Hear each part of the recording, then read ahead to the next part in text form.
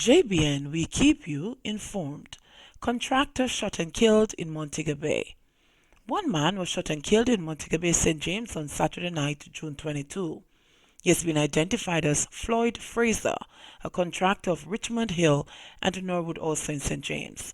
Reports by the Freeport Police are that shortly after 8 p.m., Fraser was driving home along a section of the roadway in Kwok when he was ambushed by armed men and shot several times. Residents in the community summoned the police, and upon their arrival, Fraser was discovered suffering from gunshot wounds. He was transported to the Cornwall Regional Hospital, where he was pronounced dead. Contractor arrested in $15 million St. Thomas ganja bust. A 33-year-old haulage contractor from licensed St. Thomas remains in police custody in connection with Monday's siege of ganja worth $15 million. His name has been withheld pending charges after an interview in the presence of his attorney. The police said during a joint operation with members of the Jamaica Defense Force, the contractor, driving a Hyundai truck, was intercepted along the Albion Main Road. 69 knitted bags containing compressed ganja were reportedly taken from the truck. The drugs and the truck were immediately seized and the driver arrested. Children witnessed bad blood between Mayor and Custos in Trelawny. The acrimonious relationship between Trelawny Custos Paul Muschett and the Falmouth Mayor Collen Gager was on full display at the Jamaica Gasoline Retailers Association's inaugural quiz competition final in Trelawny, as the mayor flat refused to shake the Custos' extended hand or even acknowledge him. During the event, Muschett left his seat and walked over to the mayor, extending his hand. However, instead of standing and acknowledging the Custos, Gager remained seated and refused the handshake. The Custos then tried to engage the mayor in a conversation, but Gager rebuffed him, making it quite clear that he did not wish to speak with Muschett. "I don't want to see you, neither am I bowing to you," Gager said firmly, forcing Muschett to beat a retreat as members of the audience, including school children, looked on. St. Anne's Bay Mayor Michael Belnavis, the keynote speaker at the event, skillfully took control of the situation by sitting between the two men, creating what he later described as an impenetrable wall. Following the event, the Custos expressed disappointment with the mayor's conduct, saying it was unbecoming of a public official. "It is the fourth time at a public function that he has failed to acknowledge me," said Muschett, who was clearly rattled by the situation. "I told him he must stop behaving like a rude child." However, the unapologetic Gager, who recently went public saying the Custos was not treating him with respect, said that Muschett was to blame for the bad blood. "The Custos seems to be carrying a personal vendetta over a decision I made in my capacity as mayor. I have no intentions of compromising my position. I am sure that on my arrival I said good morning," said Gager. The soured relationship between two of the parish's most prominent leaders has stemmed from disagreements over how the historic town of Falmouth should be developed. The municipality is pulling one way while central government is pulling another direction.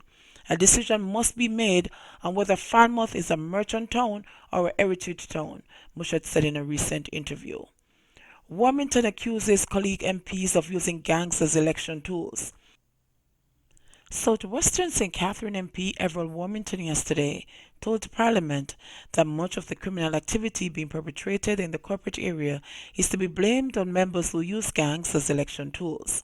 He made the comment in response to a plea by leader of opposition business in the House and MP for Kingston Eastern and Port Royal Philip Paulwell for more resources for the police to control the high level of shooting and murders occurring in his constituency. "I must bring to this House's attention what I regard as acts of terror that exist in my constituency," Paulwell said, noting that police reports show a 33% increase in murders and a 45% leap in incidents of shooting since the start of the year. He said that constituents have been calling him at various hours of the day about constant gunfire, and one even suggested erecting a buffer zone between the rival communities. Warmington said that while he sympathized with Paulwell, the constituency is the People's National Party garrison, which he said meant that PNP gangs could be fighting against other PNP gangs, as the Jamaica Labour Party has only won their constituency once. "It is total PNP, so what you have is PNP fighting PNP, and with a PNP MP you should be able to control it," Warmington said. The problem is that people encourage gangs to fester and to develop as an asset for them during elections. And after election, when they turn loose, they make noise about it. What needs to be done is that all persons, whether you are MP or whatever you are, turn in the gang members, turn them in. Don't ask police for help after you use them for election, he argued. Paulwell took exception to the inference. I take very strong exception to the member misleading about how gangs are formed and who husbands them.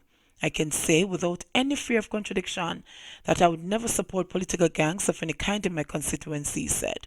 Opposition spokesman on national security Fitz Jackson said he too rejected Warmington's assertion. It is unfortunate.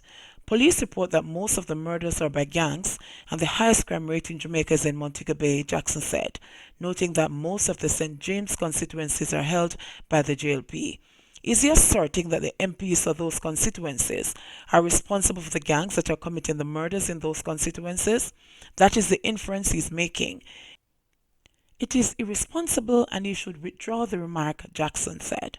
In response, Minister of National Security Dr. Horace Chang sought to alleviate the concerns about the spate of crime in recent weeks, especially in the corporate area. Speaking at the adjournment of the sitting of Parliament, Chang conceded that procurement procedures were delaying the provision of more new vehicles for police use. However, he noted that the government has already budgeted some $21 billion in capital spending for the constabulary force. We are fully aware of the areas with serious challenges, and the Commissioner will be making some operational changes soon, he told the House. Speaker Pernell Charles closed the debate after Chang's intervention, insisting that the standing orders only allowed for 3 speakers for a maximum 3 minutes on motions for the adjournment. Accused Kwok doctor back in court. An alleged Kwok doctor who reportedly fleeced several residents of Western Jamaica out of hundreds of thousands of dollars under the guise that they were being treated by a certified physician will know today whether she'll be granted bail. The accused woman, who goes by various names including Alicia England McCrane, and Dr. McCrane, appeared before Parish Judge Sandra Wong Small in the St. James Parish Court on Monday for a bail hearing but was remanded. On previous occasions, the court had denied bail on the grounds that the defendant's true identity had not yet been independently verified and she was also considered a potential flight risk. On Monday, the prosecution said it still had not been able to verify the woman's identity, prompting her lawyer Martin Thomas to tell Judge Wong Small that he believed that such an investigation should have taken place at the time of his client's arrest. The prosecution is opposed to bail because they say she poses a flight risk, but it can't be that Miss McCrane is arrested and charged with these offences, and then she is now being investigated while she's in custody, said Thomas. The prosecution does not have enough to mount a challenge to the bail application or to mount a successful prosecution at this stage, and they cannot say when they will be in a position to do so. We would at least like to see Miss England offered bail with a combination of conditions, said Thomas. Judge Wong Small subsequently deferred the bail hearing for continuation. The accused was arrested in March after she was allegedly discovered posing as a medical doctor in Western Jamaica without the requisite qualifications and a license. The Medical Association of Jamaica subsequently issued a warning to the public that people should make checks if they suspect individuals are posing as doctors. 14 persons prosecuted for stealing water. The National Water Commission (NWC) is reporting that 14 persons were prosecuted for various offences relating to the illegal use of water in May. Additionally, the NWC says lawsuits are also being prepared for another 36 delinquents who have failed to settle arrears. The state-owned utility company says several operations were carried out in which its teams uncovered over 219 illegal connections, while another 1,963 inactive accounts have been targeted for follow-up action to address outstanding balances valued at over $187 million.